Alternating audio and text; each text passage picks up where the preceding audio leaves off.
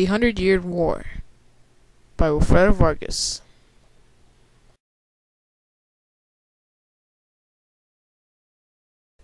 672 years ago, to be exact, there was a war, a furious war, that lasted for 100 years between France and England. But to be more specific, the 100 years of war are separated into wars, then battles, some feuds between kings and queens, and more battles, and etc.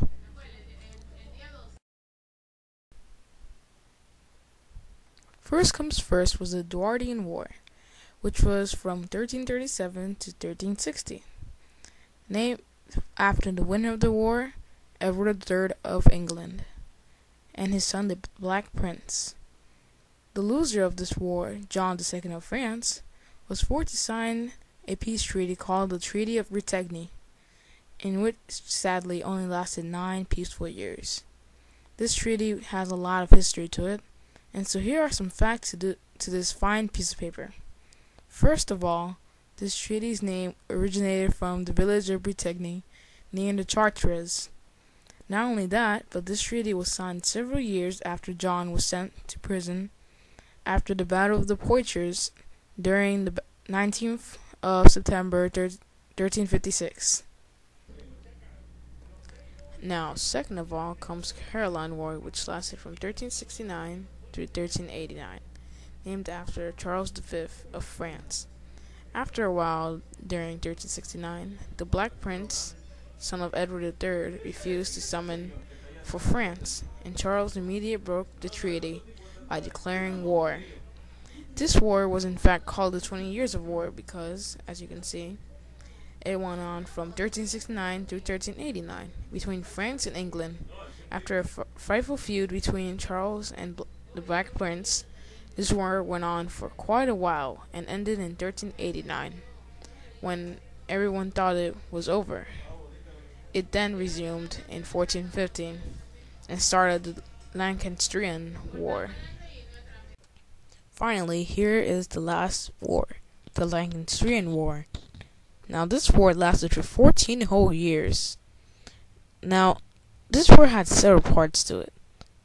This whole mess was named the Lancastrian War because of how Henry IV was the first to join the House of Lancaster and to sit on the English throne. And the interesting part of this war was how so many tragedies overcame it. For example, during this war in 1421, one of the English army of 10,000 men was soon killed in the Battle of the Bulge.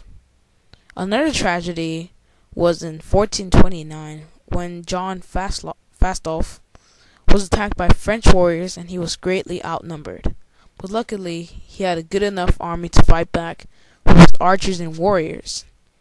Later on, Robert de Baudricourt was convinced to demand the Joan of Arc for an escort to the French court. Now, to end off my video, I would like to introduce Joan of Arc. This amazing woman, named Joan of Arc, was an important part of history and her years of war. So I think she deserves to be part of this video.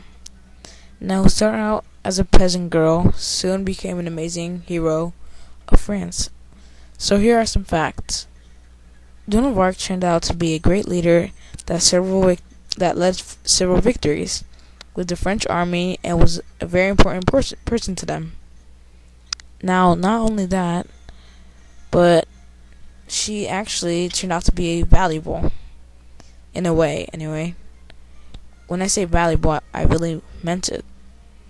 Joan of Arc was actually captured by Burgundians and sold to the English.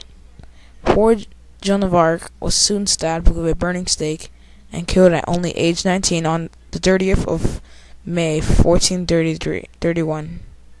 As horrible as this may seem, Joan of Arc was an honorable fighter and died a cruel fate, but was very important to the French. Rest in peace.